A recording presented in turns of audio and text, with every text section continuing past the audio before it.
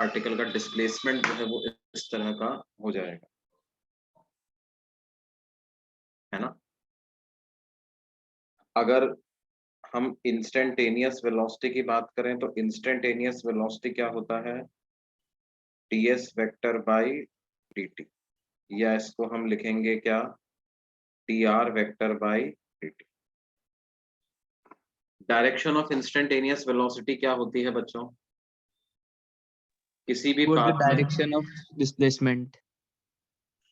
नहीं वो तो एवरेज वेलोसिटी की डायरेक्शन हो गई, इंस्टेंटेनियस वेलोसिटी की डायरेक्शन कैसे होगी, क्या इसको मैं बोल सकता हूँ it will be along the tangent to the path of the particle. जैसे इस पॉइंट पर आपको वेलोसिटी की डायरेक्शन अगर पता करनी है तो वो ऐसे होगी, अगर आपको इस पॉइंट पे इंस्टेंटेनियस वेलोसिटी की डायरेक्शन पता करनी है तो क्या वो इस तरह से होगी, यहाँ पर इंस्टेंटेनियस वेलोसिटी की डायरेक्शन पता करनी है तो वो इस तरह से। क्या ये बात समझ में आती बच्चों? Yes sir. किसी भी तरह के पाथ में ये हमें ध्यान रखना है, for any kind of path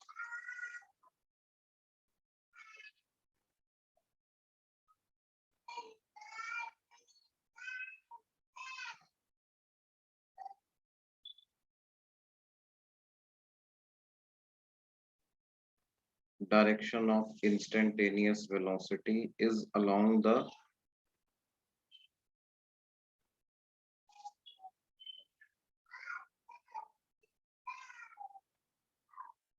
tangent drawn to the path of the particle.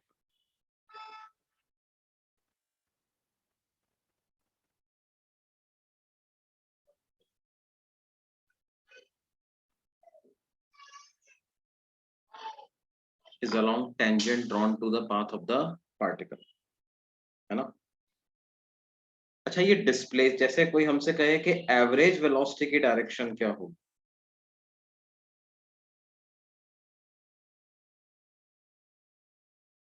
Direction of average velocity will be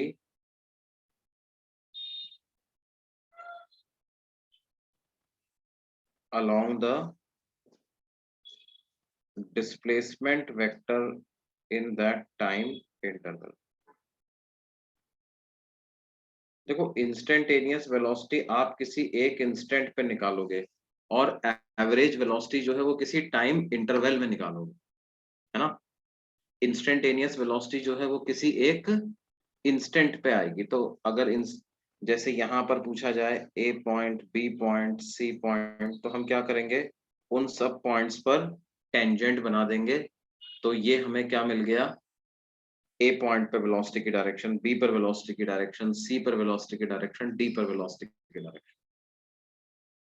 और अगर मेरे को जैसे कहा जाए कि ए पॉइंट से सी पॉइंट तक पार्टिकल की एवरेज वेलोसिटी की डायरेक्शन बताओ, तो हम क्या करेंगे, ए को सी से ज्वाइन कर देंगे, और वो जो कॉर्ड की डायरेक्शन आ रही है बेटे, उस कॉर्ड की डायरेक्शन में क्या होगी, इंस्टेंटेनियस वेलोसिटी की डायरेक्शन, सॉरी एवरेज वेलोसिटी की direction, that is along the chord।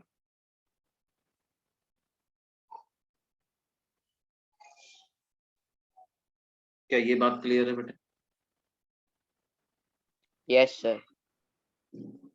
Sir तब जब कोई ऑब्जेक्ट पूरा एक रिवॉल्यूशन कंप्लीट कर कर आएगा तब उसकी एवरेज वेलोसिटी 0 होगी और इंस्टेंटेनियस नॉन जीरो होगी। इंस्टेंटेनियस नॉन जीरो होगी, यस। अगर वो अभी भी मोशन में है ना, अभी भी मोशन में, अभी भी चल रहा है, तो क्या होगा, एवरेज वेलोसिटी तो जीरो हो जाएगी, इंस्टेंटेनियस वेलोसिटी उसकी non zero. Okay sir.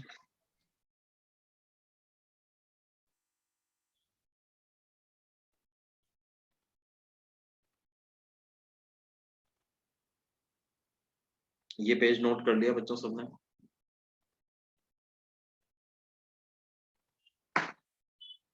Yes. Notes लिखते जाने हैं बच्चों सबको।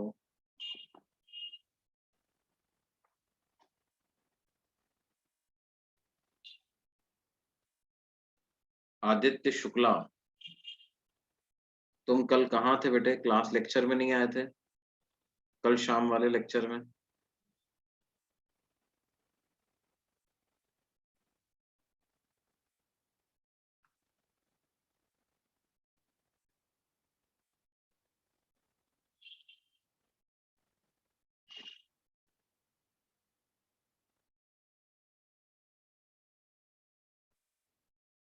सर आपने टाइम इंटरवल के बाद क्या लिखा है?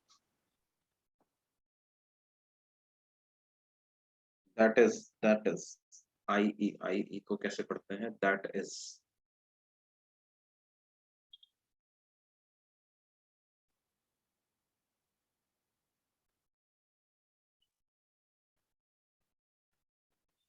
Done sir.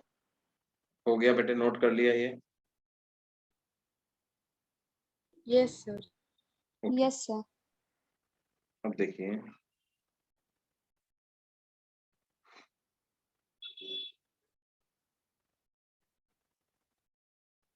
जैसे कोई हमसे कहे कि अ पार्टिकल, अच्छा उसी तरह से अगर आपको एक्सेलरेशन पता लगाना है, acceleration in circular motion,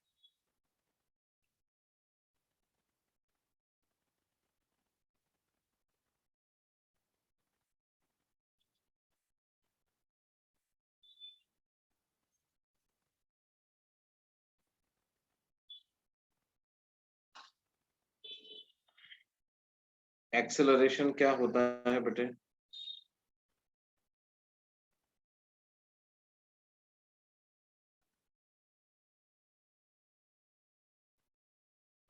acceleration को भी दो तरह से कैलकुलेट कर सकते हैं, किसी एक इंस्टेंट पे या किन्हीं दो टाइम इंटरवल के बीच में, एक इंस्टेंट से दूसरे इंस्टेंट तक। तो बेसिकली दो तरह से हम इसको कैलकुलेट करेंगे।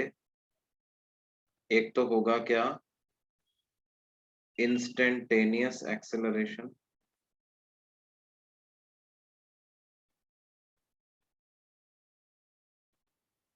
और एक होगा क्या, average acceleration. Instantaneous acceleration and average acceleration. Instantaneous acceleration क्या होगा बेटे? It is dv vector by dt। और एवरेज एक्सेलरेशन क्या होगा? v final vector minus v initial vector divided by delta t।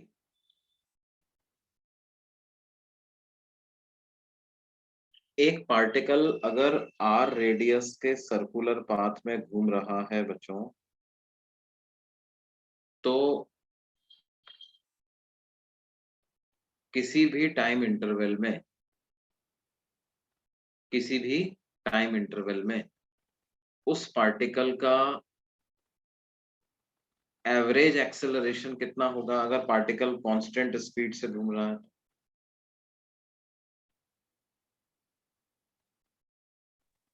तो 0 होगा ना, अगर स्पीड कांस्टेंट होगा तो। नहीं, बस डायरेक्शन चेंज होगा। इफ पार्टिकल मैग्नीट्यूड इज तो 0 ही मूविंग होगा ना। with constant speed v,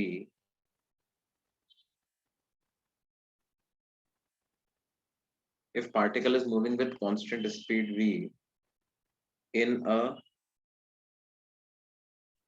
circular path of radius r,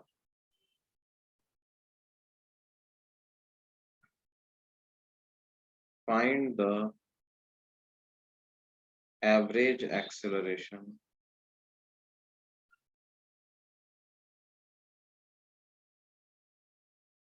of particle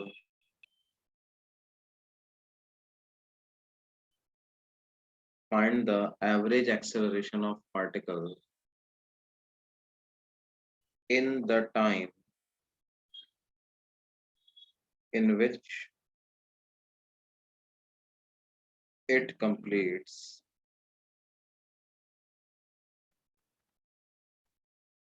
half revolution. आधे रिवॉल्यूशन में एवरेज एक्सेलरेशन क्या होगा वो पता करते हैं बेटा। आधा रिवॉल्यूशन का मतलब क्या है? अगर वो किसी समय पर यहाँ पे था तो फिर इधर आ जाएगा। आधे रिवॉल्यूशन का मतलब क्या है? सेमी सर्कुलर पाथ कवर कर लिया उसने, 180 डिग्री एंगल से रोटेट हो गया।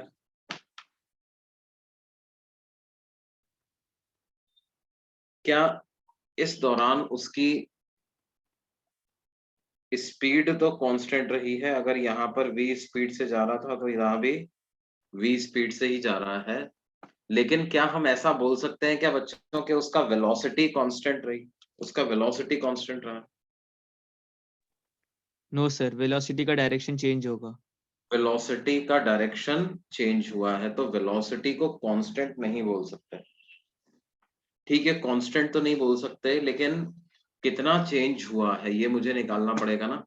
मुझे क्या करना है? Final velocity vector minus initial velocity vector करना है बच्चों। तो कैसे करेंगे ये?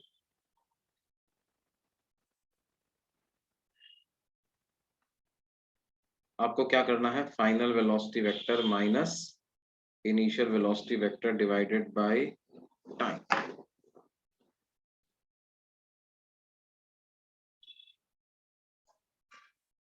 तो क्या हो जाएगा भाई?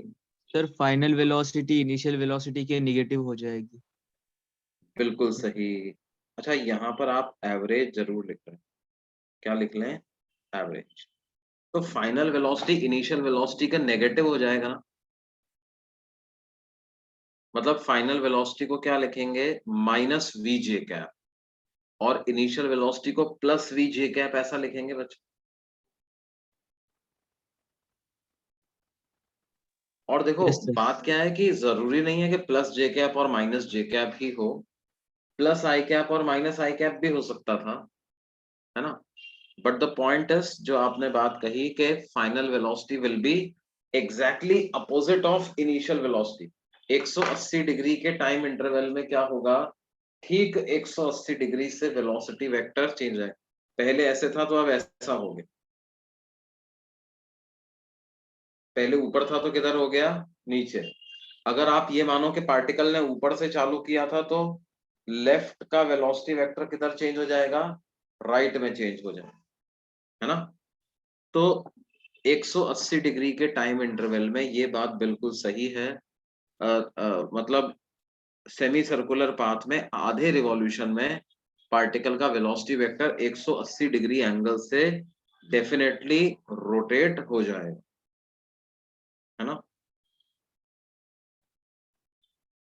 तो हम क्या लिख दें? एवरेज एक्सेलरेशन का फॉर्मूला यूज करें। एवरेज एक्सेलरेशन हो जाएगा, फाइनल वेलोसिटी को लिख देते हैं minus V J cap, initial velocity को लिख देते हैं plus V J cap divided by time. Time को 2 पाई आर बाई वी ऐसा लिख देंगे। तो ये वैल्यू कितनी आ जाएगी? -2 v j cap divided by 2 pi R by we.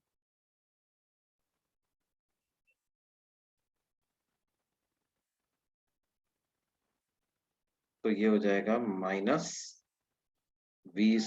By pi R J cap.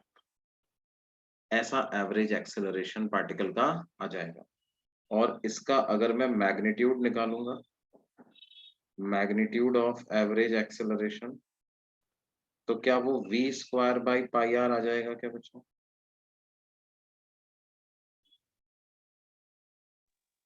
Yes sir. ये अच्छा, टाइम मैंने सही नहीं लिखा है।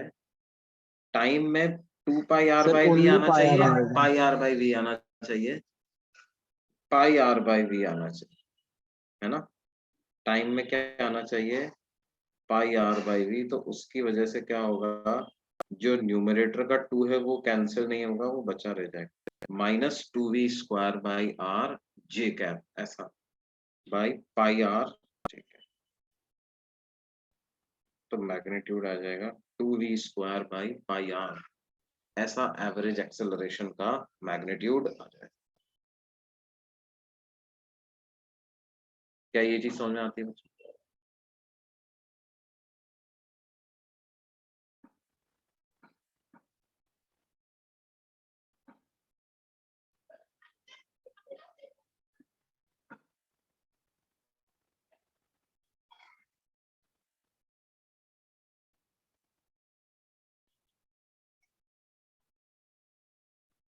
क्या ये बात समझ में आ रही है बच्चों? Yes, sir. Yes sir.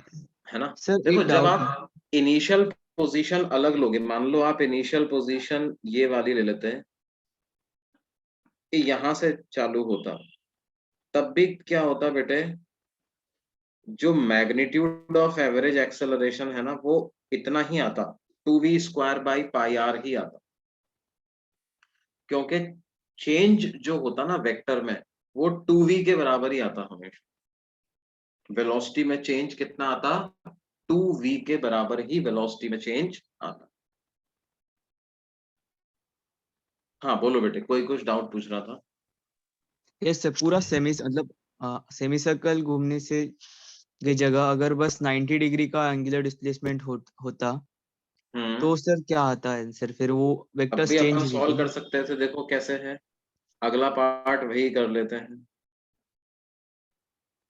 क्या है, a particle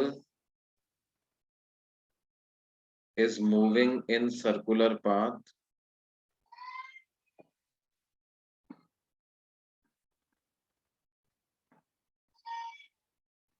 of radius r with constant speed v.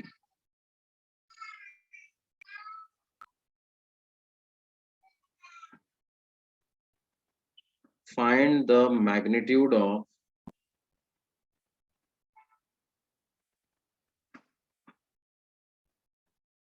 average acceleration of particle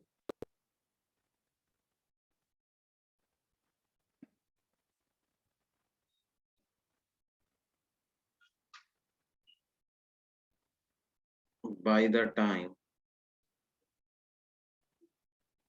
it completes 1/4 of a revolution.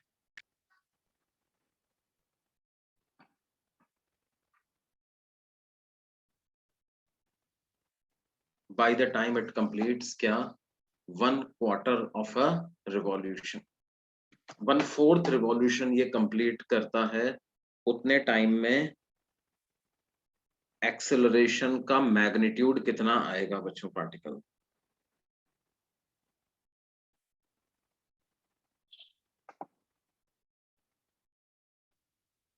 वही बात हो गई जो तुम पूछ रहे थे बेटे। Yes sir.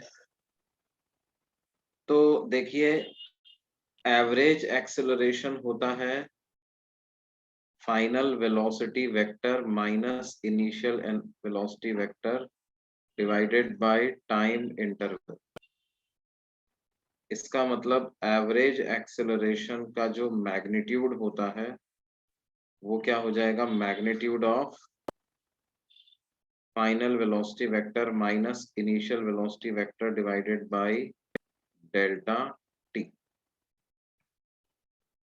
तो ये इसको हम कैसे लिखेंगे, जैसे ये पार्टिकल इधर है, मान लेते शुरू में पार्टिकल इस जगह पे था, तो इनिशियल वेलोसिटी की डायरेक्शन कुछ ऐसे हो जाएगी along the tangent, quarter of A revolution मतलब 90 डिग्री से रोटेट हो गया, तो वेलोसिटी वेक्टर भी 90 डिग्री से रोटेट होकर के क्या इस तरह का हो जाएगा बेटा। Yes sir. ये है इनिशियल वेलोसिटी, ये है फाइनल वेलोसिटी।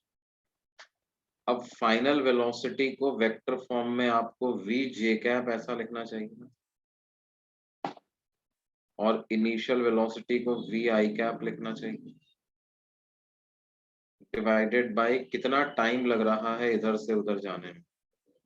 तो वो टाइम की वैल्यू कैसे कैलकुलेट करें बेटे, क्योंकि स्पीड कांस्टेंट है, तो इसलिए टाइम को कैलकुलेट करने के लिए मैं फॉर्मूला यूज कर रहा हूं डिस्टेंस अपॉन स्पीड। और डिस्टेंस कितनी ट्रेवल करी है इसने, पाई आर बाई 2, स्पीड v है, तो ये वैल्यू क्या आ गई, क्या पाई आर बाई 2v के बराबर आ गई क्या। तो इसको आप यहाँ सब्स्टिट्यूट कर दो, पाई आर बाई 2v लिख दो इसको। अब ये V J cap minus V I cap जो वेक्टर है, इसका मैग्नीट्यूड कैसे निकालेंगे बच्चों। अगर आपके पास कोई वेक्टर लिखा हुआ है vector A, that is A X I cap plus A Y J cap, how do you calculate its magnitude. Root of A square Root of plus A square आएगा। बिल्कुल सही, under root of A X square plus A Y square. तो उसी तरह से यहाँ पर V J cap minus V I cap का मैग्नीट्यूड कितना हो जाएगा, under root of V square plus minus we का whole square divided by pi R by 2v। तो कितना आ जाएगा बेटे,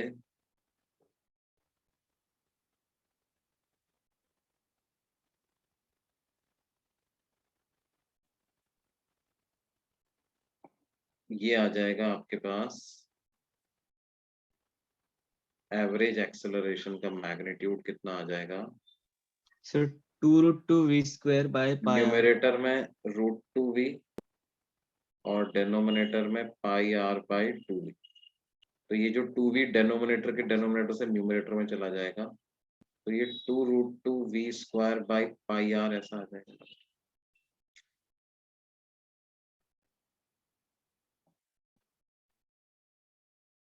बोलिए बच्चों,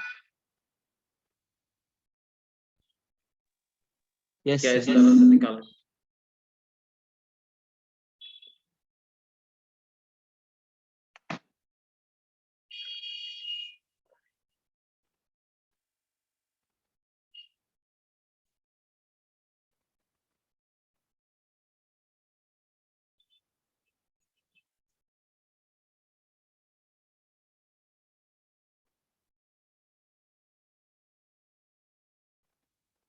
क्या ये चीज समझ में आ रही है बच्चों सबको।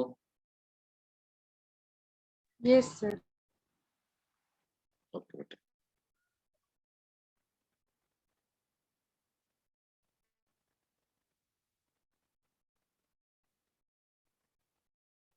लेक्चर नोट्स लिख रहे हो ना भाई। Yes, sir. Yes sir. Okay, note कर लिया, ये वाला पार्ट नोट कर लिया। No, sir.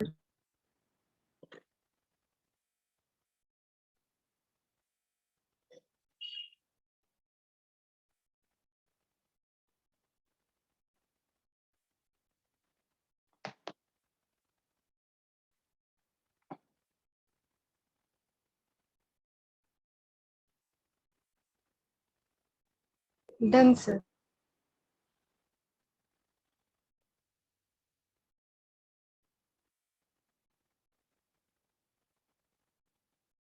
ओके,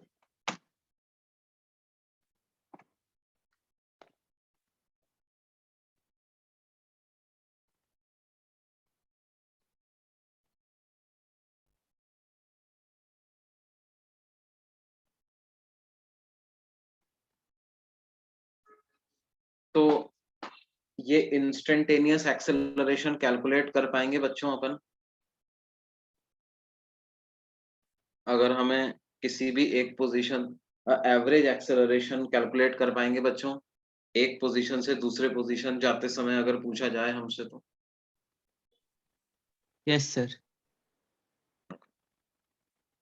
अब देखो, अब हम बात करते हैं किसकी बेटे, instantaneous acceleration. But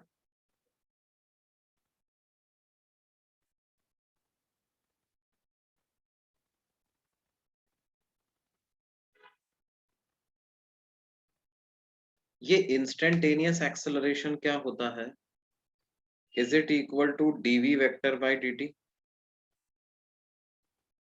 rate of change of velocity vector with respect to time? अब आप ये समझिए, पार्टिकल सर्कुलर पाथ में घूम रहा है, उसकी वेलोसिटी का मैग्नीट्यूड भी चेंज हो सकता है, उसकी वेलोसिटी का डायरेक्शन तो लगातार चेंज हो ही रहा है डेफिनेटली, है ना। मान लेते हैं कि ये लाइन हमारे लिए एक्स एक्सिस है, इसके perpendicular line Y axis, particle की किसी समय पर एंगुलर पोजीशन थी थीटा, और पार्टिकल की इंस्टेंटेनियस वेलोसिटी जो है वो ये जो पोजीशन वेक्टर है पार्टिकल का, इसके परपेंडिकुलर रही होगी ना। अब देखो क्या है बेटे, ये एंगल थीटा है तो ये एंगल भी थीटा होगा, और ये एंगल 90 माइनस थीटा हो जाएगा। क्या ये जो पार्टिकल की वेलोसिटी है, इस वेलोसिटी को आप आई कैप जे कैप के टर्म्स में एक्सप्रेस करके लिख सकते हो बेटे? क्योंकि मेरे को डिफरेंशिएट करते समय इसको वेक्टर फॉर्म में एक्सप्रेस करके डिफरेंशिएट करना पड़ेगा। I can not just differentiate v, ये जो सिर्फ मैग्नीट्यूड लिखा हुआ है, सिर्फ इसी को डिफरेंशिएट कर दूं, उससे काम चल पाएगा क्या मेरा बच्चों? No sir.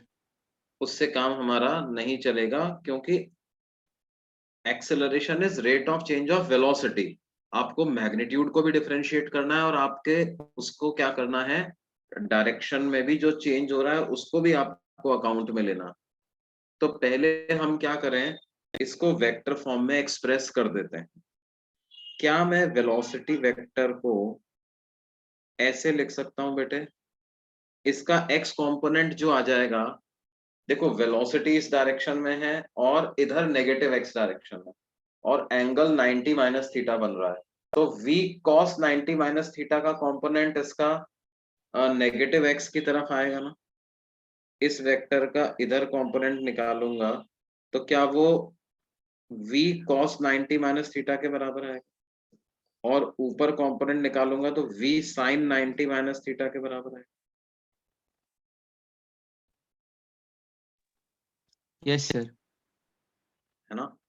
तो क्या हो जाएगा, इस पार्टिकल की वेलोसिटी का ये जो x कंपोनेंट है वो हो जाएगा v cos 90 माइनस थीटा, यानी v sin थीटा, और y कंपोनेंट इसका हो जाएगा v sin 90 माइनस थीटा, मतलब v cos थीटा। तो वेलोसिटी वेक्टर को क्या लिखेंगे हम, माइनस v sin थीटा आई cap plus v cos theta j cap, ऐसा लिख सकते हैं बेटा। इसका मतलब एक्सेलरेशन जो है वो dv वेक्टर बाय dt के हिसाब से आएगा, यानी कि देखो ये जो वेलोसिटी वेक्टर है इसको आप ऐसे लिख लो, v कॉमन ले लो, माइनस साइन थीटा आई कैप प्लस कॉस थीटा जे कैप, ऐसा कर दो। तो ये आ जाएगा d by D t of कितना, v into minus sine theta आई कैप प्लस कॉस थीटा जे कैप। मतलब देखो इसमें दो अलग अलग फैक्टर हो गए आपके।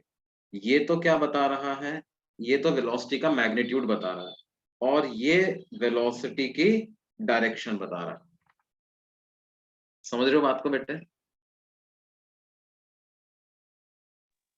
अब दोनों टाइम के साथ चेंज हो सकते हैं, v का मैग्नीट्यूड भी चेंज हो सकता है, और डायरेक्शन तो खैर टाइम के साथ चेंज हो ही रही है। अब जब आप इसको डिफरेंशिएट करोगे तो प्रोडक्ट रूल के हिसाब से डिफरेंशिएट कर दो। ये फर्स्ट फंक्शन मान लो और इस पूरे को सेकंड फंक्शन मान लो, तो ये हो जाएगा first function into differentiation of second, तो d by D t of minus sine theta I cap plus cos theta J cap, first function into differentiation of second plus second function यानी minus sine theta I cap plus cos theta J cap into differentiation of first dv by dt। अब आप देखिए बच्चों, a into v multiplied by क्या आ गया, minus sine theta को जब डिफरेंशिएट करोगे बच्चों तो उसका differentiation minus cos theta into D theta by D T ऐसा आ जाएगा, और आई कैप तो आई कैप ही रह जाए। ये चेन रूल लगाया हमने, क्योंकि टाइम के रेस्पेक्ट में डिफरेंशिएट कर रहे हैं ना, तो साइन थीटा को पहले थीटा के रेस्पेक्ट में डिफरेंशिएट किया और फिर थीटा को टाइम के रेस्पेक्ट में डिफरेंशिएट करके मल्टीप्लाई किया, तो साइन थीटा का डिफरेंशिएशन हो गया कॉस थीटा और थीटा का डिफरेंशिएशन हो गया D theta by D T. फिर कॉस थीटा को डिफरेंशिएट करने की बारी आई तो हो गया minus sine theta into D theta by D T, और ये हो गया जे कैप, और यहां पर आपके पास हो गया क्या, minus sine theta I cap plus cos theta J cap into DV by D T. अब देखो ये D theta by D T को क्या लिख सकते हो बच्चों, D theta by D T को क्या लिख सकते हैं, ओमेगा। ओमेगा, और इसको हम कॉमन ले सकते हैं, तो मेरे पास आ जाएगा v मल्टीप्लाइड बाई ओमेगा, है ना। और क्या आ गया आपके पास, यहां से आप चाहो तो माइनस साइन और कॉमन ले सकते थे, तो हमारे पास आ जाएगा क्या, minus v multiplied by omega into cos theta I cap plus sine theta J cap, और इधर हमारे पास आ गया क्या, D V by D T multiplied by minus sine theta I cap plus cos theta J cap. अब देखो बच्चों, ये कॉस थीटा आई कैप प्लस साइन थीटा जे कैप ये कौन सा वेक्टर है, आप ऐसे समझिए कि मान लो मैंने ये कोई डायरेक्शन ली थीटा एंगल वाली, जो रेडियली आउटवर्ड डायरेक्शन है ना, ये डायरेक्शन मैंने लिया बेटे। इस डायरेक्शन में अगर आपको 1 मैग्नीट्यूड का वेक्टर लिखना है, कितने मैग्नीट्यूड का, 1 मैग्नीट्यूड का, तो क्या ये वेक्टर, ये कौन सी डायरेक्शन है, रेडियल डायरेक्शन है, तो इस डायरेक्शन में यूनिट वेक्टर को हम आर कैप नाम से डिनोट कर सकते हैं। और क्या इस 1 मैग्नीट्यूड के वेक्टर को जब मैं आई कैप जे कैप फॉर्म में एक्सप्रेस करूंगा तो वो कॉस थीटा आई कैप प्लस साइन थीटा जे कैप के बराबर ही आएगा। क्या ये कॉस थीटा आई कैप प्लस साइन थीटा जे कैप के बराबर ही आएगा। तो ये जो पूरा वेक्टर लिखा हुआ है, क्या इसको आर कैप लिख सकता हूं, यस सर। है ना। तो ये आ गया v इंटू ओमेगा, और ये माइनस साइन को आर कैप के साथ क्लब कर लो तो माइनस आर कैप आता है, ठीक है। अच्छा, dv बाई dt का मतलब क्या है बेटे, इंस्टेंटेनियस एक्सेलरेशन। नहीं, इंस्टेंटेनियस एक्सेलरेशन तो ये पूरा है, ये पूरा है instantaneous acceleration. dv by dt तो मतलब रेट ऑफ चेंज ऑफ खाली स्पीड है, dv बाई dt क्या है, rate of rate change of of speed. Change of speed.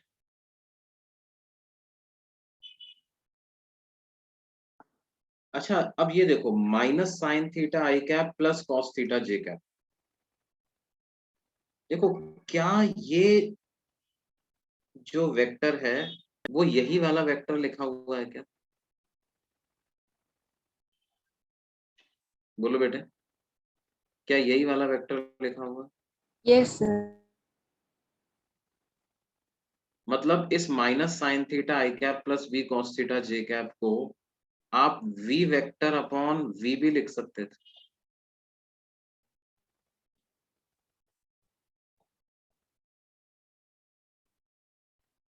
तो क्या ये वेलोसिटी की डायरेक्शन में आने वाला एक यूनिट वेक्टर हो गया? Yes, sir. और velocity Yes, sir. Tangential direction में आ रही तो इसको हम क्या है, ऐसा टी कैप लिख देते हैं, unit vector in tangential direction.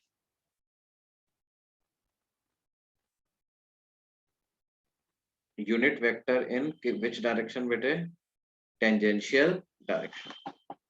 अब इन दोनों को जब अपन कंबाइन करते हैं तो देखो मेरे को ये पता चलता है कि सर्कुलर मोशन में जो एक्सेलरेशन है वो एक्सेलरेशन के दो कंपोनेंट हैं, एक तो रेडियली इनवर्ड डायरेक्शन में है और एक टेंजेंशियल डायरेक्शन।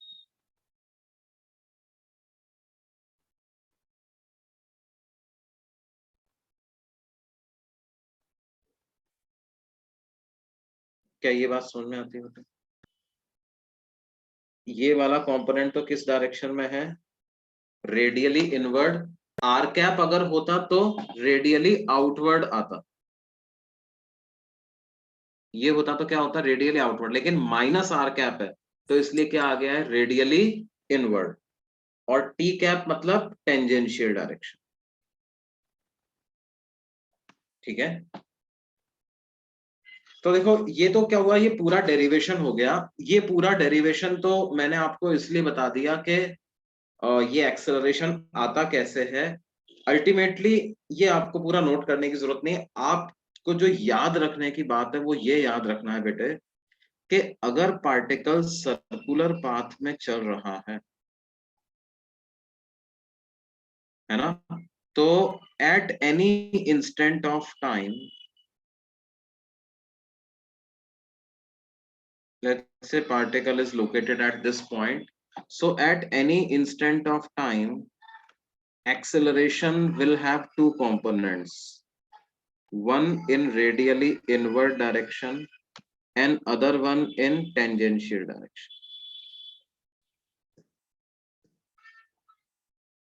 जो रेडियली इनवर्ड डायरेक्शन है वो सेंटर की तरफ होता है ना,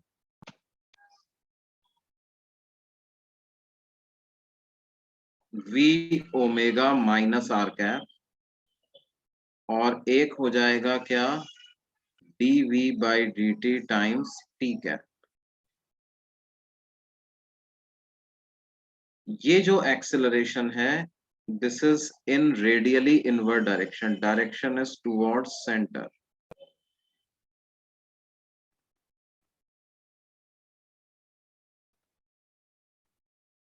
और रेडियली इनवर्ड्स,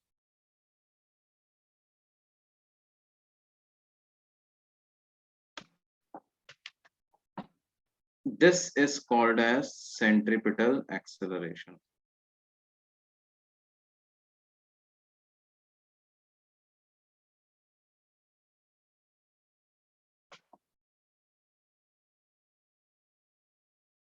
ये बात समझ में आती है बेटा? इसको क्या नाम देंगे? Centripetal acceleration. और ये जो है ये किस डायरेक्शन में? This is in tangential direction.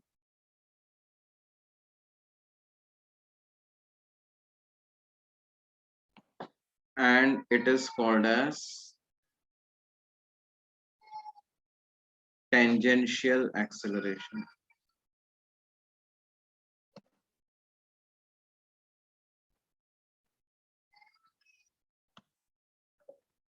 क्या इन दोनों वेक्टर्स, इसको AT वेक्टर से रिप्रेजेंट कर देंगे अपन, टेंजेंशियल एक्सेलरेशन, और जो इनवर्ड्स है उसको सेंटर की तरफ होने की वजह से AC सेंट्रीपिटल एक्सेलरेशन बोल दें। इन दोनों के बीच में एंगल 90 डिग्री रहेगा क्या बच्चों हमेशा? ये जो सेंट्रीपिटल एक्सेलरेशन है इसका क्या काम है?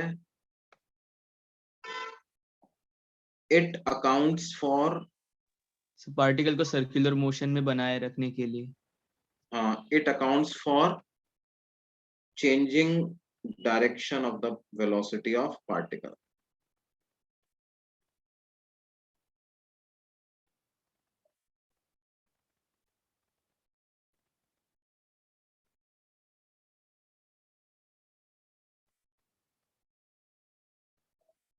देखो आप ऐसे समझिए जैसे पार्टिकल किसी समय पर इस पोजीशन पे है, वेलोसिटी की डायरेक्शन ये है, ऐसा है।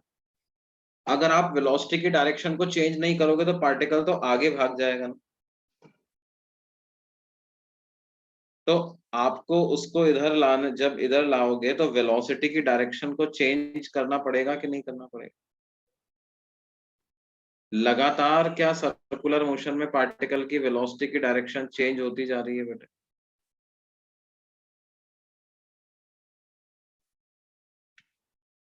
है ना? तो क्या है, आपको वो कौन सा कंपोनेंट है, वो जो सेंटर की तरफ जो कंपोनेंट लग रहा है एक्सेलरेशन का, वो लगातार वेलोसिटी की डायरेक्शन को चेंज कर रहा है बेटे सर्कुलर मोशन।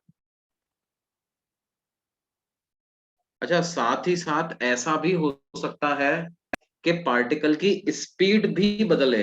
तो अगर स्पीड भी बदल रही है तो apart from an acceleration towards centre आपको टेंजेंशियल डायरेक्शन में भी एक्सेलरेशन की जरूरत पड़ेगी। क्या ये बात समझ में आती है बेटे?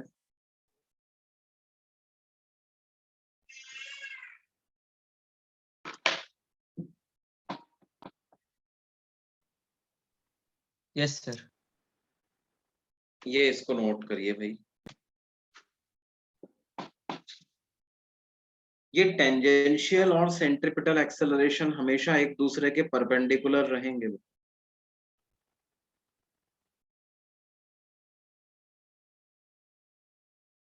Tangential and centripetal accelerations will always be perpendicular to each other.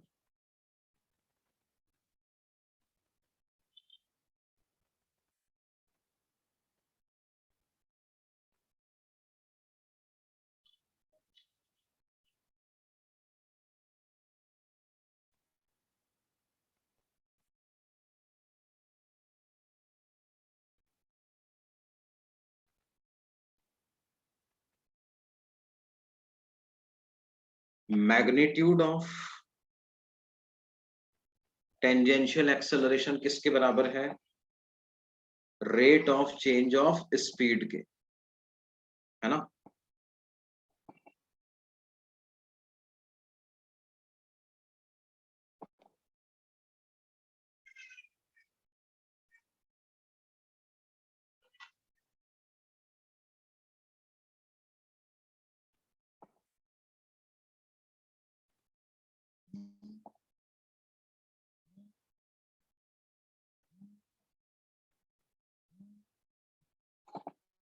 और मैग्नीट्यूड ऑफ सेंट्रीपिटल एक्सेलरेशन किसके बराबर है?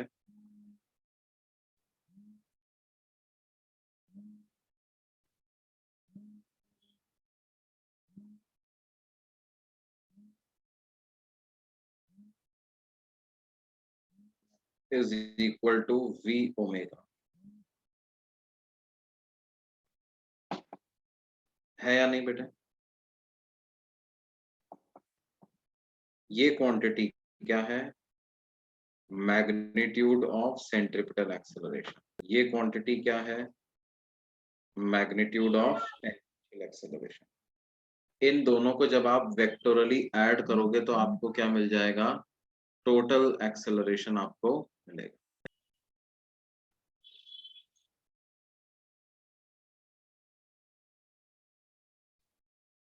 क्या ये बात समझ में आती है बेटे? Yes sir. अच्छा, अब एक चीज हमें और समझनी है, ये पेज नोट कर लिया बच्चों सबने?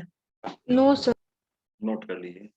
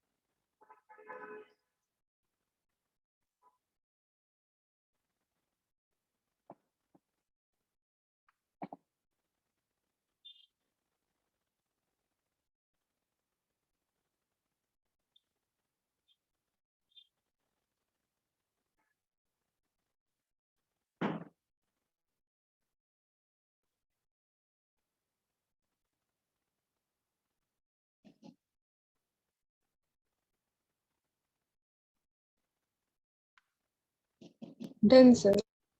हो गया बेटे? ओके, सबका हो गया? नोट कर लिया बच्चों सबने?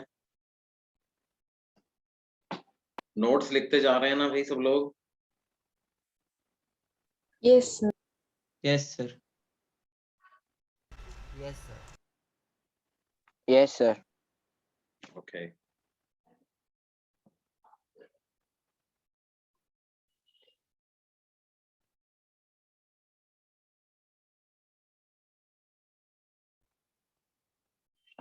एक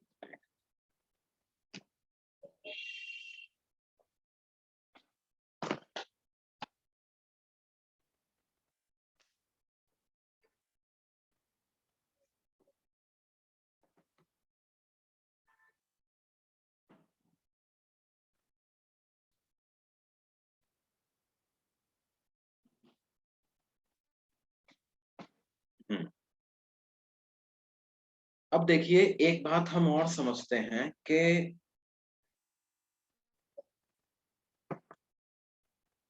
जब भी आपसे कहा जाए साहब सर्कुलर मोशन में एक्सेलरेशन पता लगाओ, तो आपको हमेशा क्या जवाब देना है कि सर्कुलर मोशन का जो एक्सेलरेशन होता है वो किसके बराबर होगा बेटे? उसका मैग्नीट्यूड बराबर होगा under root of tangential acceleration का स्क्वायर प्लस सेंट्रीपिटल एक्सेलरेशन का स्क्वायर। और टेंजेंशियल एक्सेलरेशन क्या है? Rate of change of speed. Centripetal acceleration जो है वो डायरेक्शन ऑफ वेलोसिटी को अकाउंट में लेता है। अब देखो, आपने कहा साहब tangential acceleration dv by dt होता है, सेंट्रीपिटल एक्सेलरेशन का मैग्नीट्यूड v इंटू ओमेगा होता है। क्या अगर हमें पार्टिकल का सर्कुलर पाथ में घूम रहा है एक पार्टिकल के, वेलोसिटी और एंगुलर वेलोसिटी में रिलेशन पता लगा सकते हैं? Can I find out relation between instantaneous velocity and angular velocity of the particle in circular path? मान लेते हैं पार्टिकल की इंस्टेंटेनियस वेलोसिटी है कितनी, v।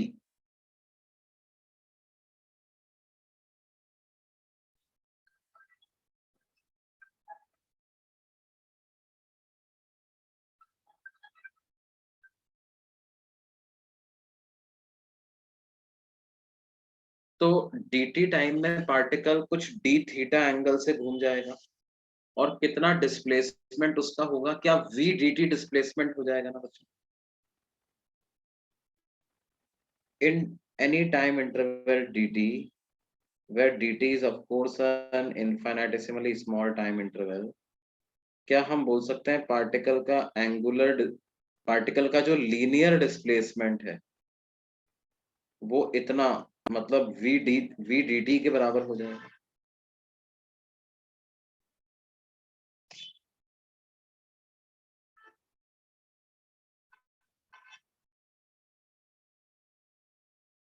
मान लेते हैं कि इस टाइम में पार्टिकल का एंगुलर डिस्प्लेसमेंट d थीटा हुआ है, तो क्या इस d थीटा को हम length of arc divided by radius of circle के फॉर्मूला से कैलकुलेट कर सकते हैं?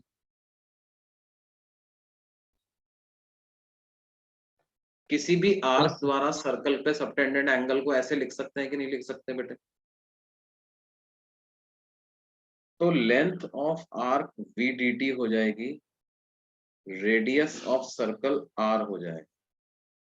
ये जो dt RHS में लिखा हुआ है इसको आप LHS में डेनोमिनेटर में ले जाओ, तो d थीटा बाई dt की वैल्यू क्या v बाई r के बराबर आ जाएगी?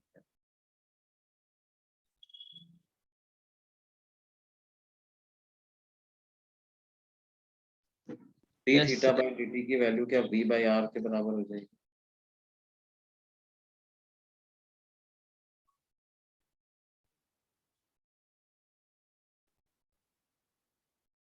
d थीटा बाई dt ही तो ओमेगा है, इसका मतलब angular velocity of the particle can be written in terms of velocity by the equation omega equal to v by r, या इनके बीच में जो रिलेशन है उसको हम v equal to omega r से भी डिनोट कर सकते हैं ना। कैसे डिनोट कर सकते हैं? v equal to omega r से भी उसको हम डिनोट कर सकते हैं। तो इसका मतलब ये जो सेंट्रीपिटल एक्सेलरेशन आ जाएगा, क्या ये ओमेगा स्क्वायर r के बराबर आ जाएगा?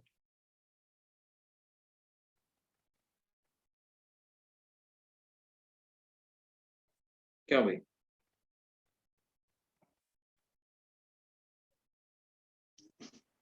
Yes sir. तो v स्क्वायर बाय r भी लिख सकते हैं ना उसे? उसको v स्क्वायर बाय r भी लिख सकते हैं। उसको क्या लिख सकते हैं? v स्क्वायर बाई r भी हम लिख सकते हैं। समझ में आती बात? उसी तरीके से आप देखिए कि टेंजेंशियल एक्सेलरेशन को भी आप क्या है एक फॉर्मूले के रूप में ऐसे याद रख सकते हो कि जैसे आपने d by D t of v लिखा, तो क्या v को ओमेगा r लिख सकते हैं? और रेडियस कांस्टेंट है तो this can be taken out of differentiation, r into D omega by D T लिख सकते हैं। और D omega by D T क्या होता है बच्चों? क्या ये अल्फा होता है? तो क्या ये वैल्यू r अल्फा के बराबर आ जाएगी? Yes sir. टेंजेंशियल एक्सेलरेशन किसके बराबर आ जाएगा? r अल्फा के बराबर।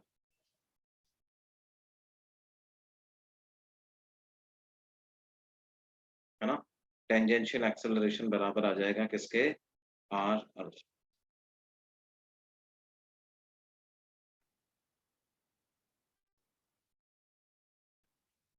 बोलिए बच्चों।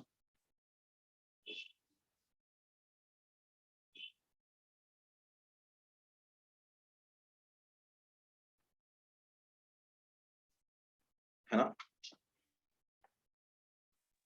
ये यस हमें सर। ध्यान रखना है बेटे। टेंजेंशियल एक्सेलरेशन का जो मैग्नीट्यूड होगा it will be equal to R alpha. Centripetal acceleration का जो मैग्नीट्यूड होगा it will be v square by are या ओमेगा स्क्वायर आर। और इन दोनों के मैग्नीट्यूड को अगर हम स्क्वायर करें, ऐड करें और उसका रूट ले लें तो हमें क्या मिल जाएगा, टोटल एक्सेलरेशन का मैग्नीट्यूड हमें मिल जाएगा। ये बात समझ में आती है?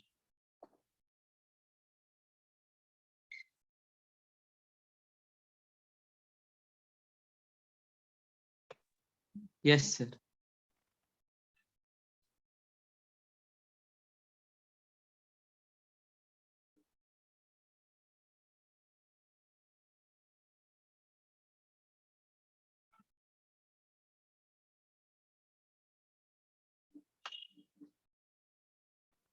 ठीक है, देखो किस तरह से ये सर्कुलर मोशन की बहुत इंपॉर्टेंट इक्वेशन है बेटे। Total acceleration is equal to कितना, under root of tangential acceleration का स्क्वायर प्लस सेंट्रीपिटल एक्सेलरेशन का स्क्वायर।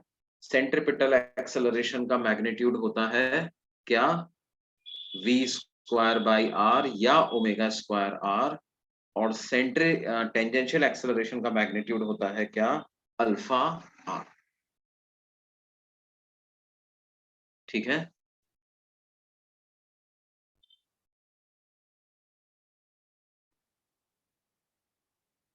ये नोट कर लिया बच्चों सबने?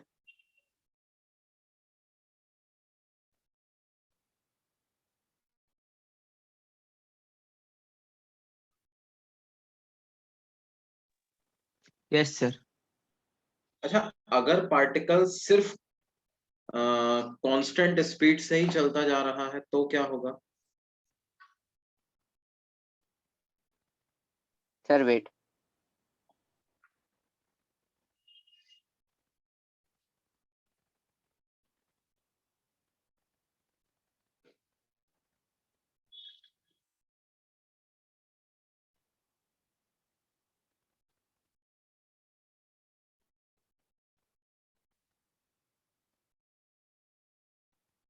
Done sir.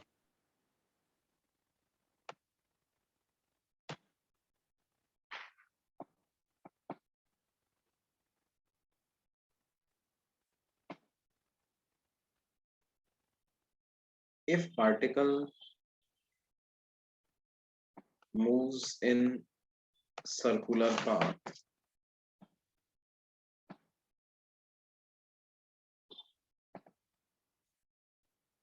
with constant speed,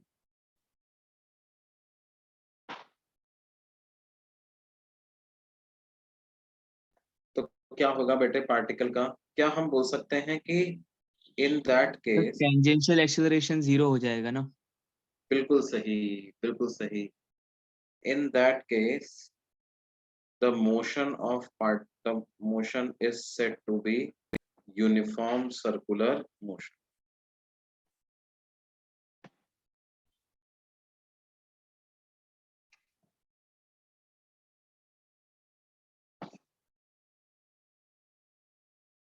uniform circular motion का कोई एग्जांपल दे सकते हो क्या बच्चों,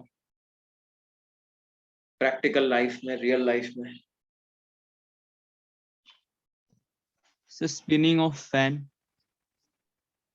फैन जब रोटेट होता है और अपनी जो भी उसकी डेजिग्नेटेड स्पीड है, जितना भी आपने रेगुलेटर सेट कर रखा है उस हिसाब से जितनी उसकी फाइनल स्पीड होनी है, एक बार वो स्पीड आ जाए तो उसके बाद उसकी ब्लेड पे सिचुएटेड किसी भी पॉइंट का मोशन कैसा होता है, यूनिफॉर्म सर्कुलर मोशन होता है। क्यों बेटे? Yes sir. Uniform circular motion की क्या खास बात होती है बेटे?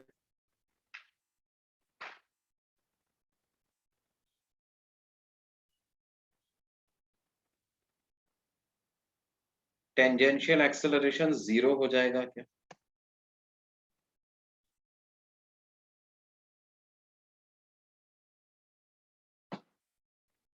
और टोटल एक्सेलरेशन सिर्फ सेंट्रीपिटल एक्सेलरेशन के बराबर ही होगा।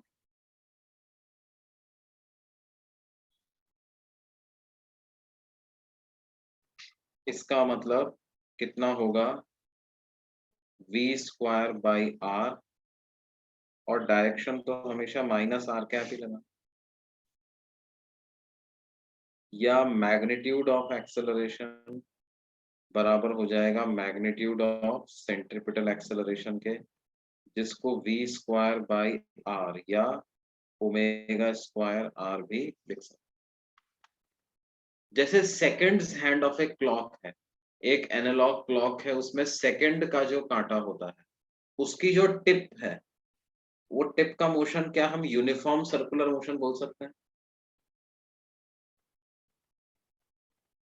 इक्वल एंगल कवर करता है वो इक्वल इंटरवल ऑफ टाइम में, है ना? It covers equal angle in equal intervals of time. Uniform circular motion में क्या हम बोल सकते हैं कि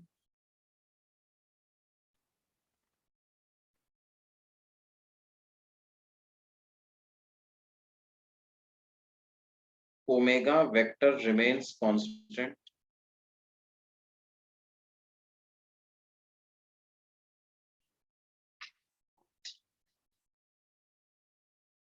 बोलिए बच्चों। देखो, सर्कुलर मोशन में ओमेगा वेक्टर की डायरेक्शन तो वैसे ही कांस्टेंट होती है ना, जैसे डायरेक्शन किधर होगी इस केस में, क्या हमेशा ऊपर की तरफ ही होगी?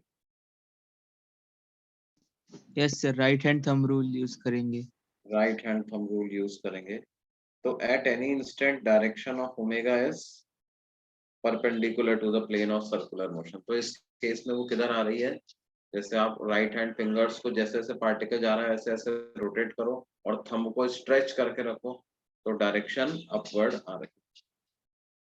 और क्योंकि यूनिफॉर्म है तो बराबर टाइम में बराबर एंगल कवर कर रहा है, इसका मतलब ओमेगा का मैग्नीट्यूड भी बच्चों कैसा है, कांस्टेंट है ना। तो in uniform circular motion omega vector जो है वो कैसा रहता है, ओमेगा वेक्टर रिमेन्स कांस्टेंट। अच्छा, और एक बात ध्यान दो,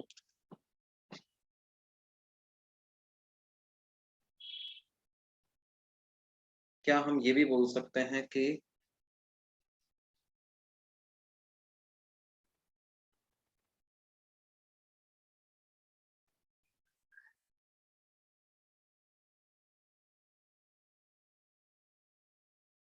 magnitude of velocity remains constant?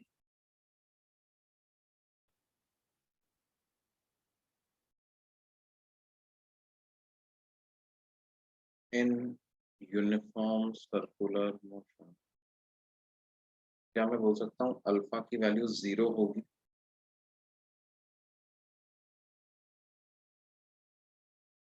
क्यों बेटा? Angular acceleration rate of change of omega, क्या ये 0 होगा यूनिफॉर्म सर्कुलर मोशन?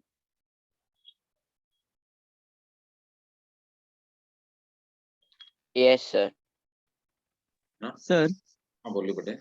सर, जो टोटल एक्सेलरेशन होता है उसको हम आर अल्फा लिख सकते हैं, और उसको हम नहीं, टोटल एक्सेलरेशन को आर अल्फा नहीं लिख सकते बेटा, ऐसा किसने कहा तुमको? सर अभी हमने वो फिर टेंजेंशियल को लिख सकते हैं। हाँ सर, सॉरी सर। टेंजेंशियल है वो, टोटल नहीं है। एटी का हाँ सर, मतलब टेंजेंशियल है। थोड़ा मिसरीड कर दिया मैंने। ओके ओके कोई बात नहीं ना। टेंजेंशियल एक्सेलरेशन को लिखते हैं आर अल्फा। टोटल एक्सेलरेशन तो होता है under root of tangential acceleration का स्क्वायर प्लस सेंट्रीपिटल एक्सेलरेशन का स्क्वायर।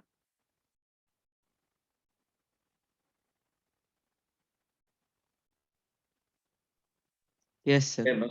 ओके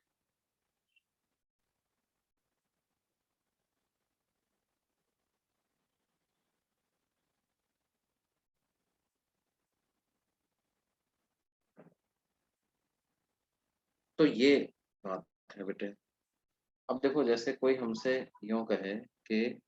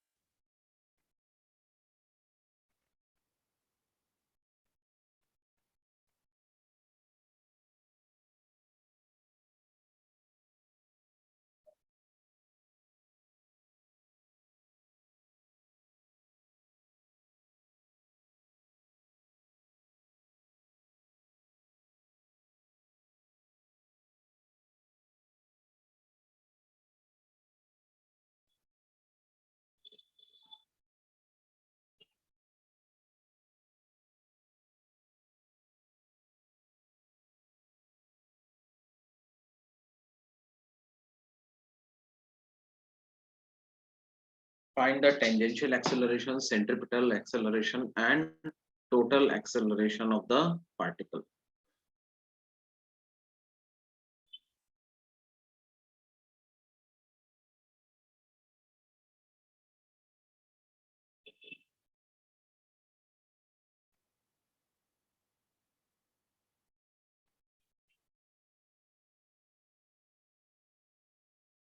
कैलकुलेट कर सकते हैं बच्चों।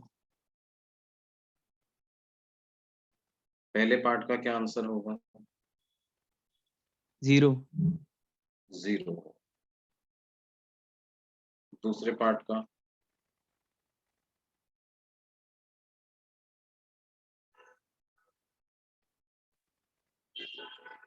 किस स्पीड से चल रहा है? 10 मीटर पर 50 मीटर पर सेकंड। Second square. 10 का square divided by R. What is R? 2 metre. कितना हो जाएगा?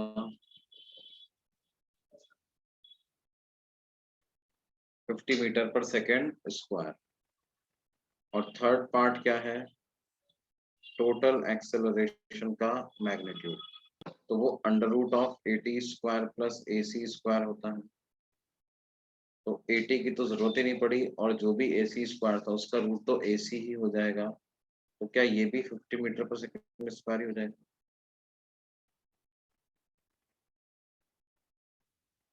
क्यों बेटे?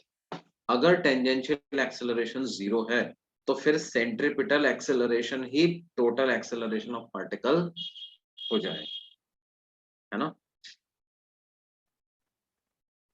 Is this clear?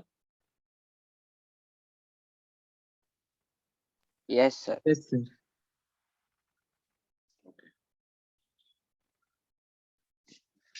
अगले क्वेश्चन पे चले बच्चों, अगले पेज पे चलें।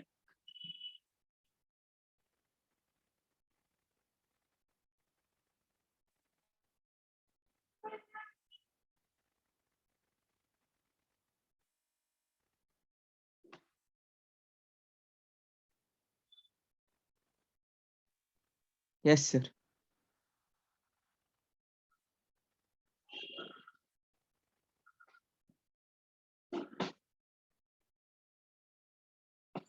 देखो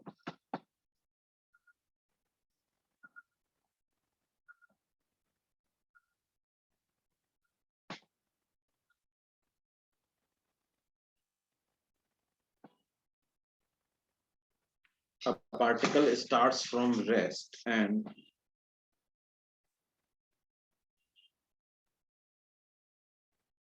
moves with constant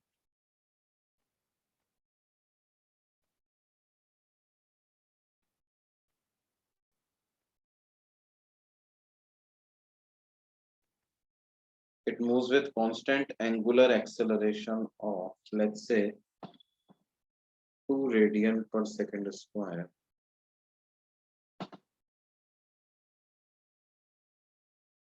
in a circular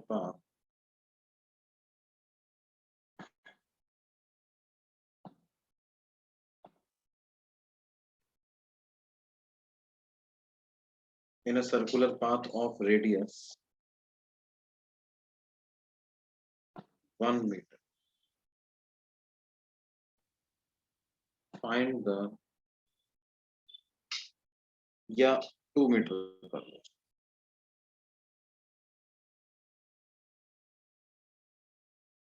Find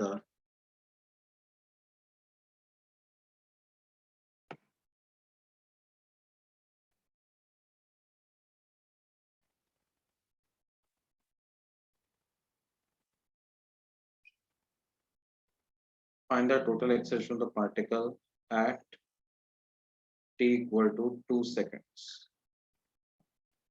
t equal to 2 seconds पे पार्टिकल का टोटल एक्सेलरेशन क्या होगा बेटे, ये हमें पता करना.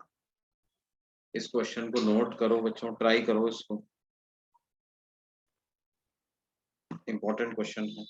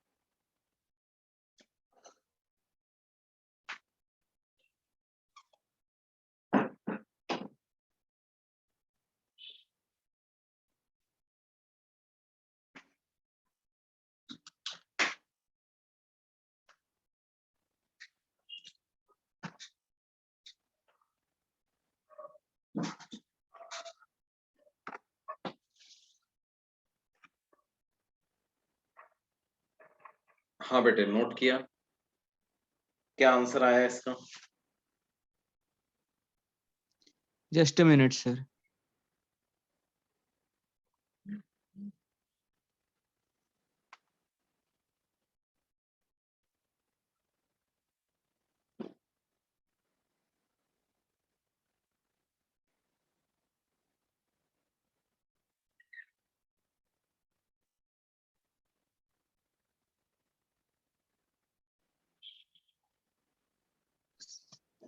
सर टेंजेंशियल एक्सेलरेशन 4 मीटर पर सेकंड स्क्वायर आया और सेंट्रीपिटल एक्सेलरेशन 32 मीटर पर सेकंड स्क्वायर आया और टोटल एक्सेलरेशन 4√65.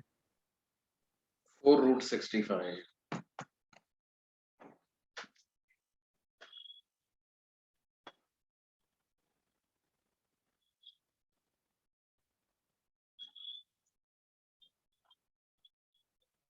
देखो बेटे कैसे करेंगे.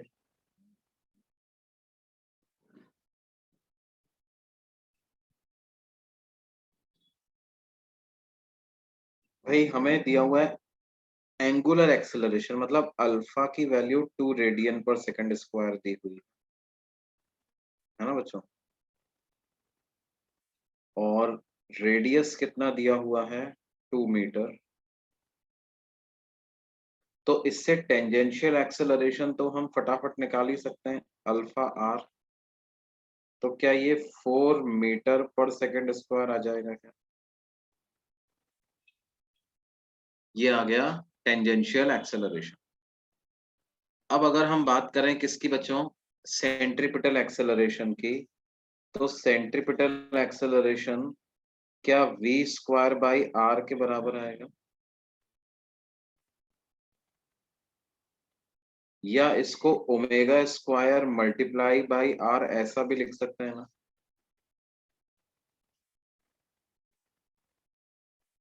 ओमेगा फाइनल को omega initial plus alpha T ऐसा लिख लें, क्योंकि हमें सेंट्रीपिटल एक्सेलरेशन कब निकालना है, t इक्वल टू 2 सेकेंड पर। तो ओमेगा इनिशियल तो कितना है बेटे 0, और अल्फा की वैल्यू दी हुई है 2, टाइम भी दिया हुआ है 2, तो ओमेगा फाइनल की वैल्यू कितनी आ गई 4 रेडियन पर सेकेंड।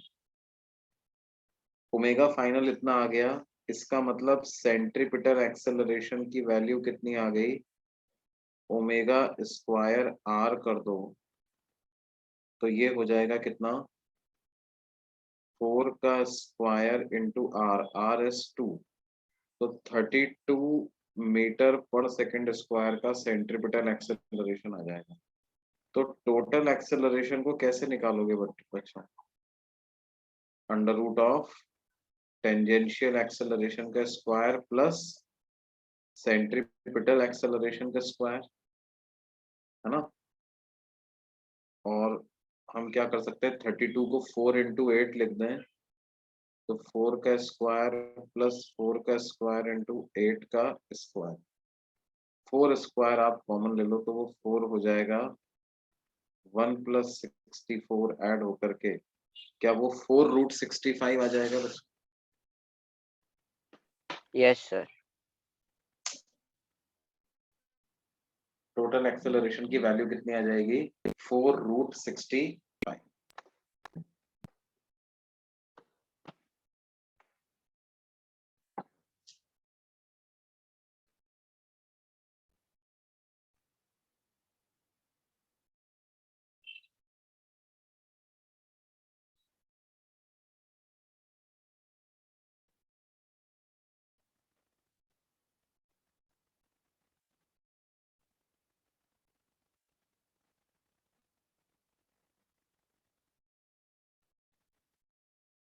क्या ये बात समझ में आती है बेटा?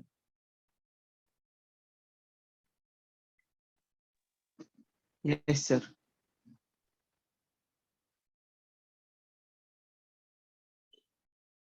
ओके, और देखिए मान लो कुछ ऐसे कहा जाए,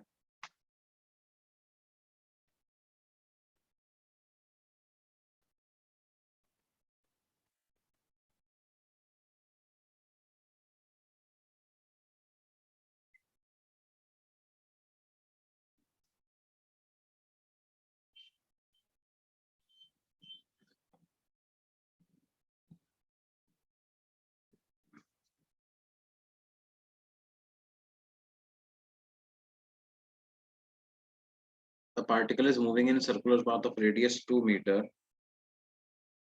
such that its speed at time t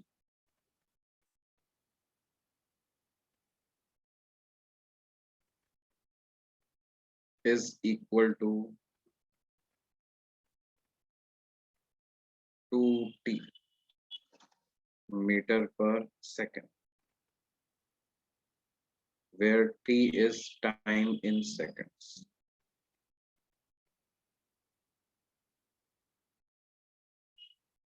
तो हमें क्या करना है,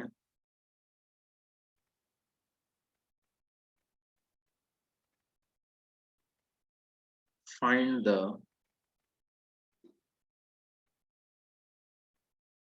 magnitude of acceleration of particle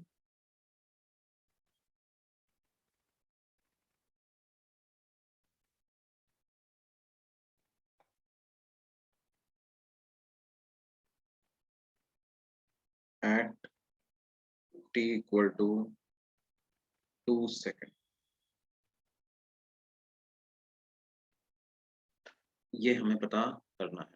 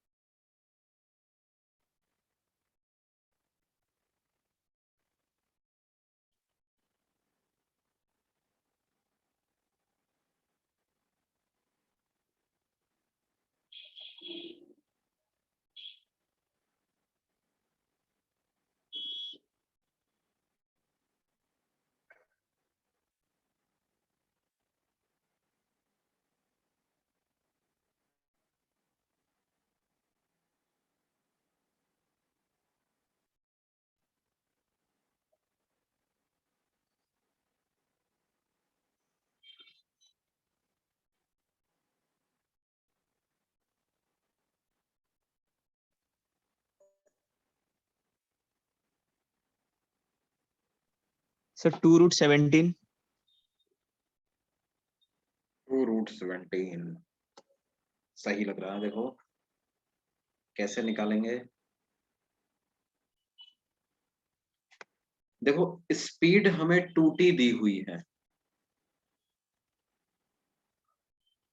तो स्पीड को डिफरेंशिएट करने से टेंजेंशियल एक्सेलरेशन आ जाएगा। तो टेंजेंशियल एक्सेलरेशन को लिख लेता हूँ dv/dt, यानी d/dt ऑफ 2t। तो ये आ जाएगा कितना, 2 मीटर पर सेकेंड स्क्वायर। और सेंट्रीपिटल एक्सेलरेशन होता है v²/r। t equal to 2 second पर पार्टिकल की वेलोसिटी क्या थी, 4 मीटर पर सेकेंड। तो 4 मीटर पर सेकेंड का whole square by R, radius is again 2 metres, तो हो जाएगा 16/2, मतलब 8 metre per second square centripetal acceleration हो जाएगा। तो टोटल एक्सेलरेशन कितना हो जाएगा, under root of tangential acceleration का स्क्वायर प्लस सेंट्रीपिटल एक्सेलरेशन का स्क्वायर, यानी under root of 2 square plus 8 square.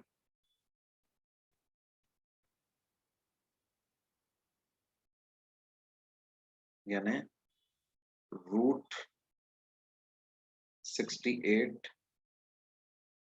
तो क्या इसको 2√17 ऐसा लिख सकते हैं।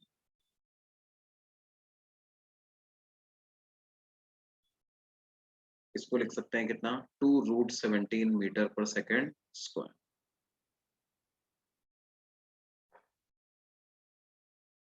क्या ये चीज समझ में आ रही है बच्चों। कैसे कभी भी आपको सर्कुलर पाथ कहा जाए, एक्सेलरेशन की बात की जाए, तो हमारा दिमाग किस तरह से काम करना चाहिए। एक्सेलरेशन के दो कंपोनेंट होते हैं, टेंजेंशियल और सेंट्रीपिटल। क्योंकि इन दोनों के बीच में एंगल 90 डिग्री होता है, तो रिजल्टेंट एक्सेलरेशन होता है under root of tangential acceleration का स्क्वायर प्लस सेंट्रीपिटल एक्सेलरेशन का square. Tangential acceleration basically rate of change of speed होता है,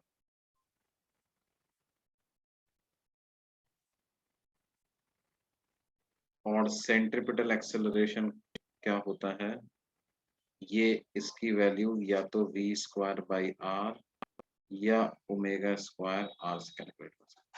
टेंजेंशियल एक्सेलरेशन को भी उसी तरह से अल्फा r से भी कैलकुलेट कर सकते हैं, लेकिन उसका अर्थ ये निकलता है rate of change of speed.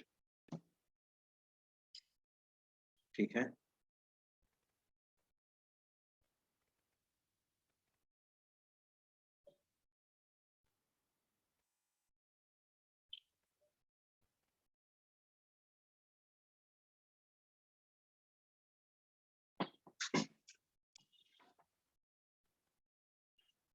क्या ये बात सबको समझ में आ रही है बेटे?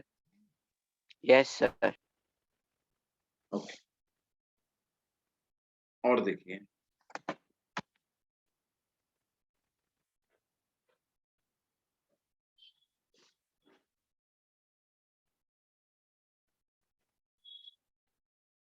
अब देखो, ये तो एक्सेलरेशन की बात हो गई सर्कुलर मोशन में। अब डायनामिक्स ऑफ सर्कुलर मोशन की बात हम करते हैं।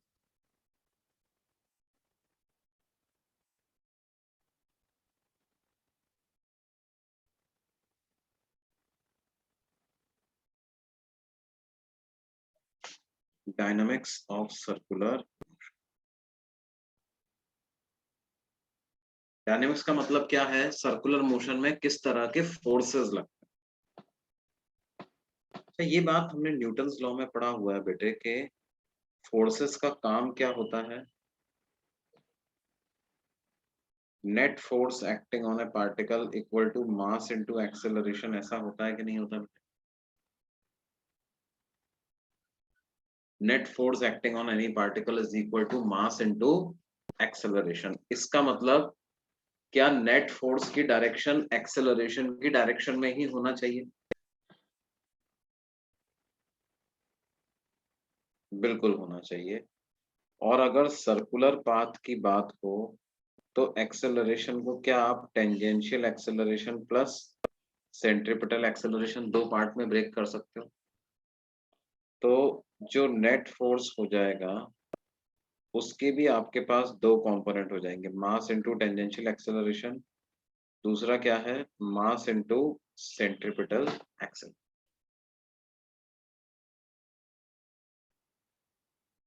ये जो फोर्स होता है ना बेटे, mv² by r times minus r cap, इस फोर्स को हम क्या नाम देते हैं? Centripetal force.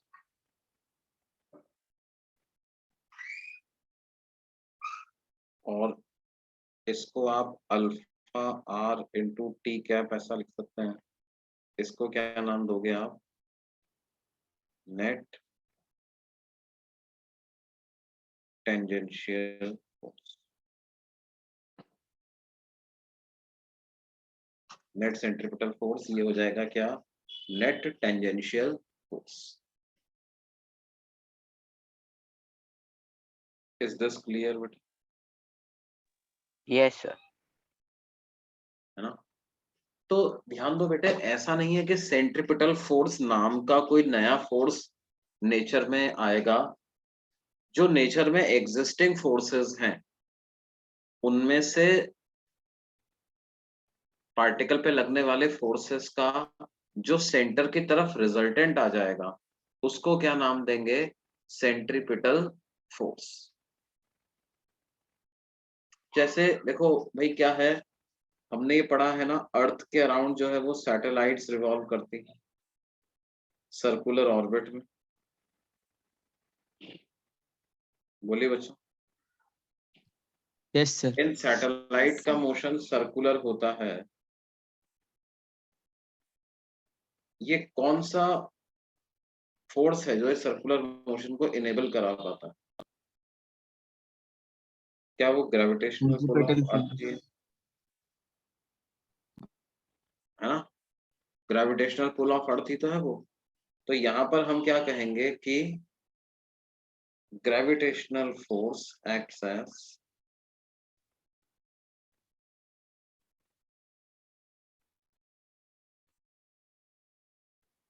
gravitational force of earth on satellite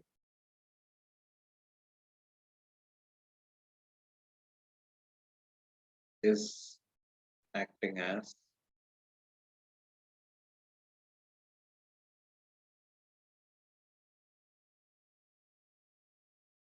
centripetal। और ये जो सेंट्रीपिटल फोर्स का मैग्नीट्यूड होगा वो कितना होगा? हमेशा mv² बाई,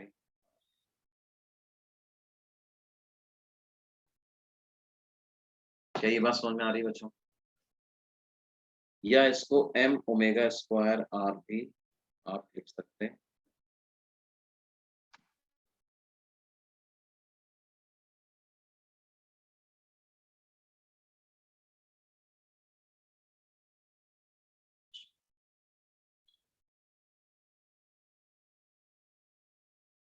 क्या ये बात समझ में आ रही है भाई? Yes sir.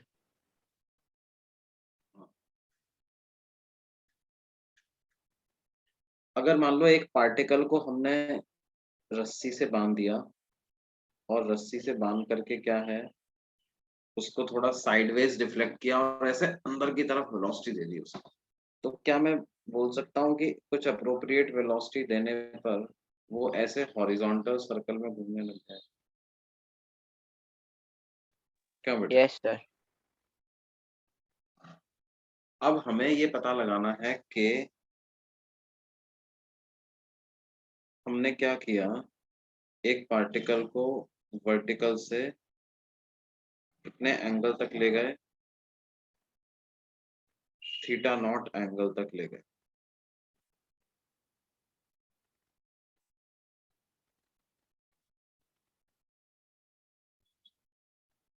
ये लेंथ ऑफ स्ट्रिंग L है, हमने इसको अंदर की तरफ वेलोसिटी दे दी, तो क्या इसका पाथ ऐसा हो जाएगा क्या बच्चों?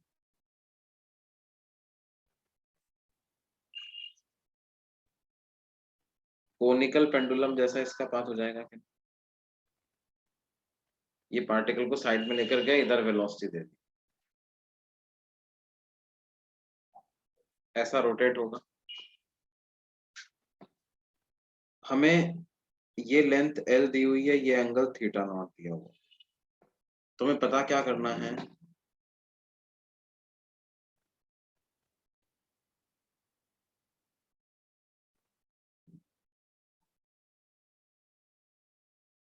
find the time period of circular motion of the particle। Time period का मतलब क्या होता है बच्चों?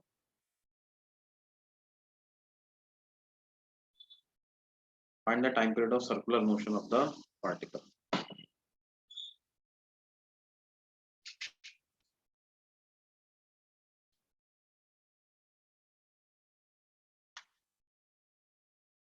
एक मिनट, टाइम पीरियड यानी वो एक रिवॉल्यूशन कितने टाइम में कंप्लीट एक करेगा? रिवॉल्यूशन कितने टाइम में पूरा करेगा, उसको टाइम पीरियड बोलते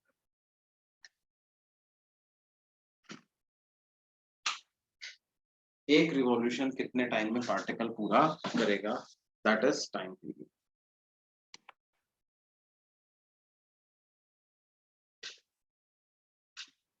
तो देखो एक रिवॉल्यूशन में कितना रेडियन कवर करता है?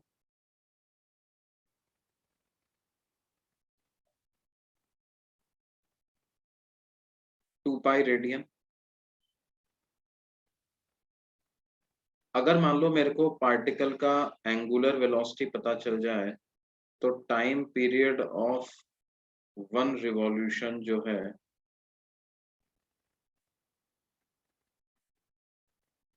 क्या वो 2 पाई बाई ओमेगा के बराबर आ जाएगा क्या? क्या वो 2 पाई बाई ओमेगा के बराबर आ जाएगा? बोलिए बेटा। Yes sir. Yes sir.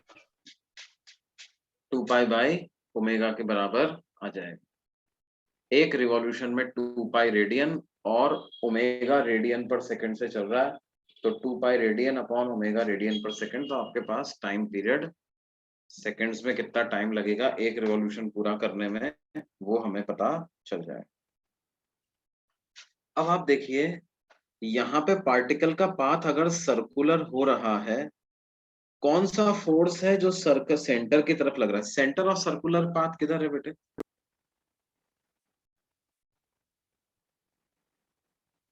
क्या ये जो पॉइंट है यही जो सेंटर ऑफ सर्कुलर पाथ है? हाँ सर, बट फोर्स तो सर ऊपर की तरफ लगेगा ना। फोर्स तो एक तो ऊपर लग रहा है टेंशन, और एक ग्रेविटेशनल फोर्स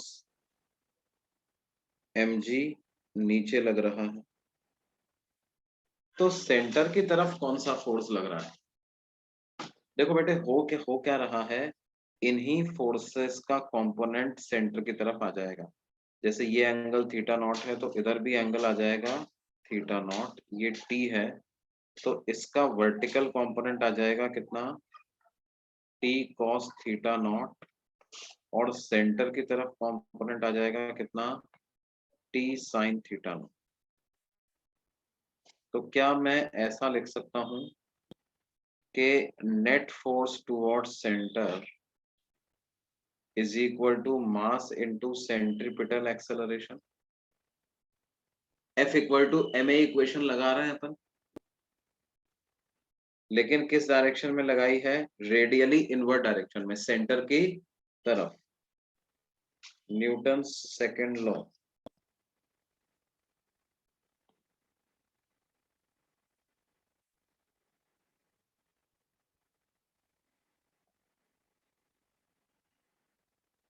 किस डायरेक्शन में, टुवर्ड्स द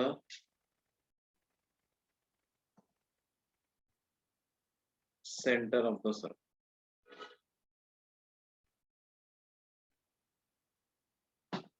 तो नेट फोर्स टुवर्ड्स सेंटर को कितना लिखें, एलएचएस में क्या लिखूं बच्चों बताओ?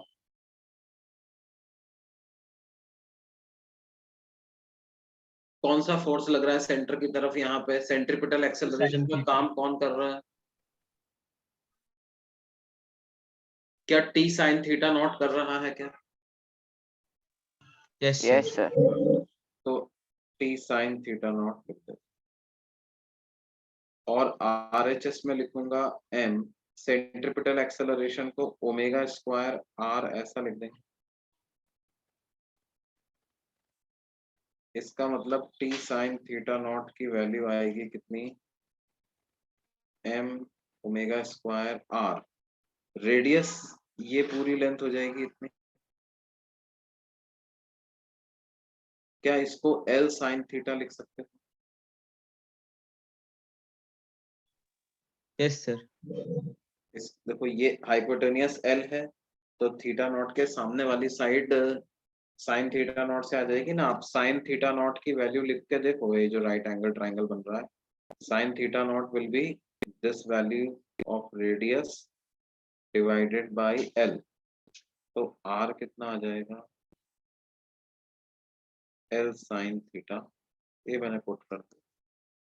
ये एक इक्वेशन आ गई आपके पास। चाहो तो साइन थीटा नॉट से साइन थीटा नॉट कैंसिल कर दो, मतलब टेंशन कितना आ गया, एम ओमेगा स्क्वायर एल के। एक बात और देखिए बच्चों, क्या पार्टिकल हॉरिजॉन्टल सर्कल में घूम रहा है क्या, बोलो? Yes sir. क्या वर्टिकल डायरेक्शन में कोई मूवमेंट हो रहा है पार्टिकल का, ऐसे ऊपर नीचे से ऊपर, ऊपर से नीचे ऐसे जा रहा है क्या? No, sir. No sir.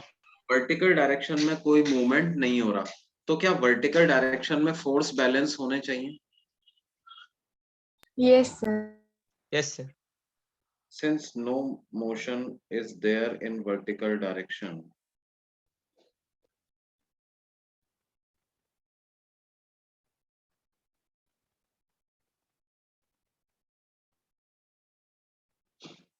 हम क्या लिख सकते हैं, टी कॉस थीटा नॉट बराबर है किसके, mg के। इसका मतलब टी की वैल्यू बराबर है किसके, mg बाय कॉस थीटा। ये इक्वेशन नंबर, इसको 1 नाम मत दो, इसको 2 नाम।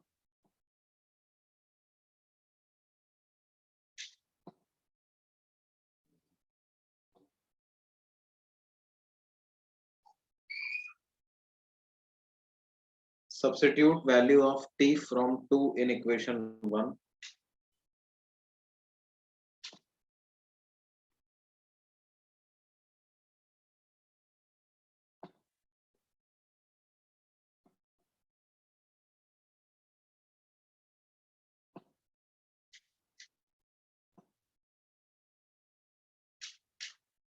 तो क्या आ जाएगा बच्चों, t को mg by cos theta naught लिखते हैं, तो mg by cos theta naught equal to RHS में क्या आ गया, m omega square L, m से m कैंसिल हो गया, तो ओमेगा स्क्वायर की क्या वैल्यू आ गई बेटे, g by L cos theta, यानी ओमेगा क्या हो जाएगा, under root G by L cos theta.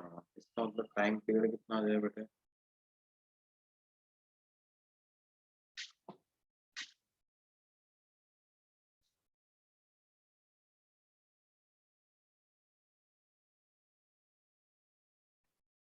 क्या ये बात समझ में आती है?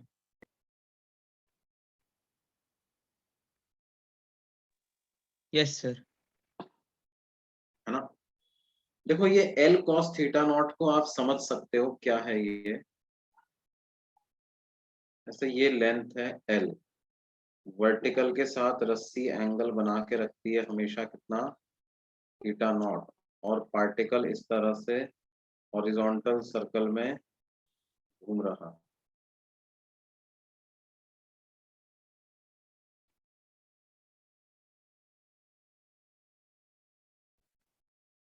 तो देखो ये तो रेडियस हो गई, इस हाइट को अगर हम h कहें तो cos थीटा नॉट किसके बराबर होगा, क्या h बाई एल के बराबर होगा, बेस अपॉन हाइपोटेन्यूज, यानी कि L cos थीटा नॉट को h लिख सकते हैं कि नहीं,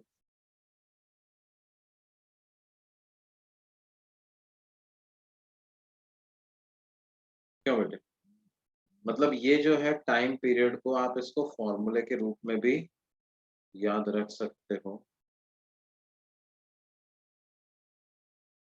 ये किसका टाइम पीरियड हो गया बेटे, time period of conical pendulum, इसका टाइम पीरियड हो गया कोनिकल, इसको क्या कहते हैं, क्योंकि कि कोन जैसी सरफेस डिस्क्राइब कर रहा है ना जब चलता है तो, बोलिए बच्चों, क्या ये कोन जैसी सरफेस पूरी डिस्क्राइब करेगा जब चलेगा, यस सर। इसलिए इसको क्या बोलते हैं, कोनिकल पेंडुलम। एच क्या है, H is vertical distance between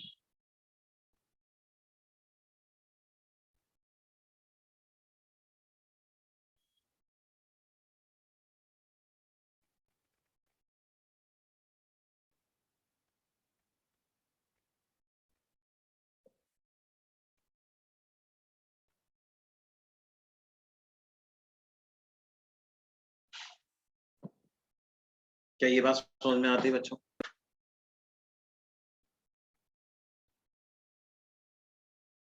देखो इसके बेसिस पर पता है एक ऐसा क्वेश्चन बन जाए जिसका आंसर आप बड़े फटाफट आंसर कर सकते हो।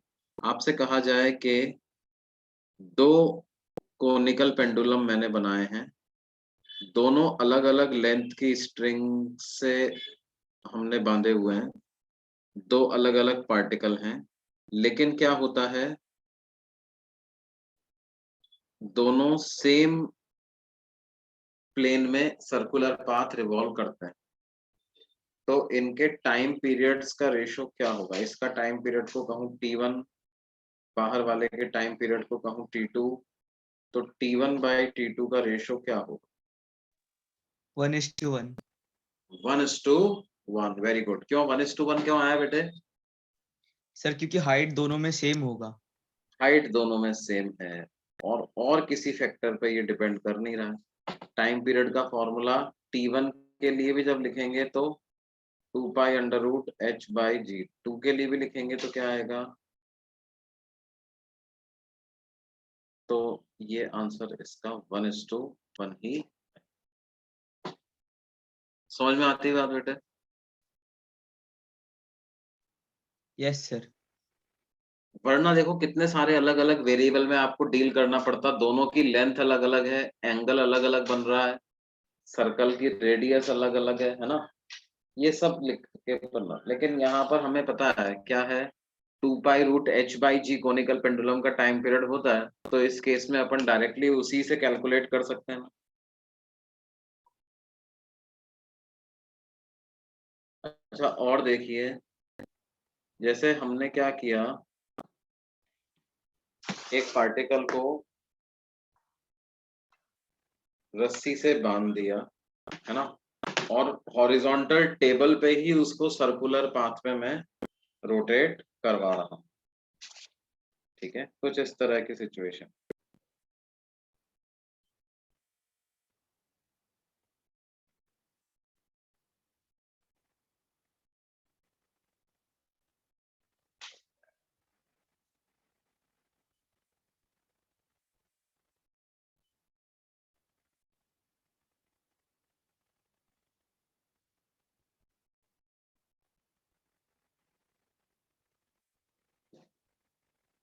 ये क्या है, these are all,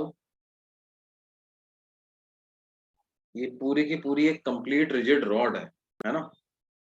her particle का मास m है, तो मेरे को क्या करना है, सारी स्ट्रिंग्स में कितना टेंशन आ रहा है या सारी रॉड्स में कितना टेंशन आ रहा है वो पता करना। अच्छा एक बात बताओ, क्या सब पार्टिकल की स्पीड बराबर होंगी क्या? क्या सारे पार्टिकल बराबर बराबर स्पीड से चल रहे होंगे? No sir. किसकी स्पीड ज्यादा होगी? सर जो आउटर एंड पर होगा उसकी स्पीड ज्यादा होगी। जो आउटर एज पे होगा उसकी स्पीड ज्यादा होगी, लेकिन क्या एंगुलर स्पीड सबकी बराबर होगी क्या? Yes sir. एंगुलर स्पीड सबकी बराबर होगी, और ये तीनों रॉड्स की लेंथ एल एल एल के बराबर। अगर आप सबसे बाहर वाले पार्टिकल का फ्री बॉडी डायग्राम बनाओगे तो उस पे सिर्फ एक फोर्स लग रहा है अंदर की तरफ, कौन सा, T3। तो वो T3 को हम क्या लिख देंगे, उसका मास इनटू एंगुलर वेलोसिटी का स्क्वायर इनटू r, और रेडियस को क्या हम 3l लिख सकते हैं? क्या एक इक्वेशन इस तरह की आ जाएगी? जो बीच वाला पार्टिकल है उसकी जब आप बात करोगे तो उसके लिए क्या होगा बेटे, T2 अंदर की तरफ लग रहा है और T3 बाहर की तरफ लग रहा है, तो उसके लिए हम लिखेंगे T2 minus T3 equal to m omega square r, r की जगह 2l ऐसा लिख सकते हैं।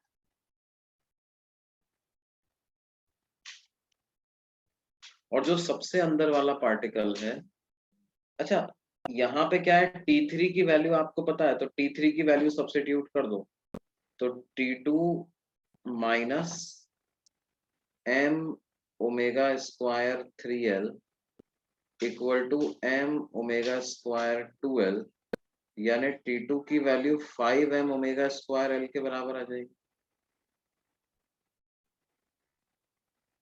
क्या इसी तरह से T1 भी कैलकुलेट कर सकते हो? जो यस सर। सबसे अंदर वाला पार्टिकल है उस पे अगर आप देखोगे तो T1 अंदर की तरफ लग रहा है और T2 बाहर की तरफ, तो उस पे इक्वेशन बनाएंगे T1 minus T2 is m omega square r, तो T1 की वैल्यू आ जाएगी T2 plus m omega square r, यानी T2 is 5m omega square l and T1 is m omega square l। तो क्या ये T1 की value 6m omega square l के बराबर आ जाएगी?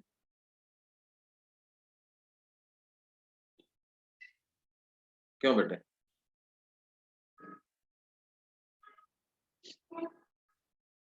तो तीनों स्ट्रिंग्स में टेंशन पता चल गई अपने?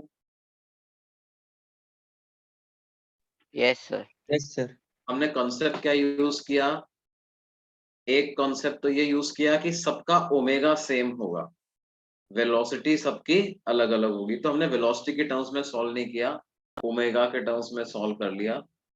दूसरा जो कॉन्सेप्ट हमने यूज किया वो क्या यूज किया कि net force toward centre is mass into centripetal acceleration, ये इक्वेशन हमने अप्लाई करी बारी बारी से, तीनों पार्टिकल के लिए ये इक्वेशन अप्लाई करी, तो उससे हमारे पास रिलेशन आया। क्या ये बात समझ में आती है बच्चों? Yes sir.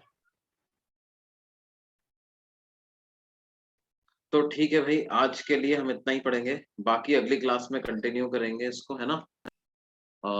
ये नोट्स मैं भेज रहा हूँ, आप लोग इसको रिवाइज करिए। और सर्कुलर मोशन की जो आपको शीट मिली होगी ना बच्चों, यस सर। उसमें से आपको करना है section A, B and C, 3 section करने हैं। कौन कौन से बेटे? ए, बी एंड सी, ठीक है। Yes sir. ओके।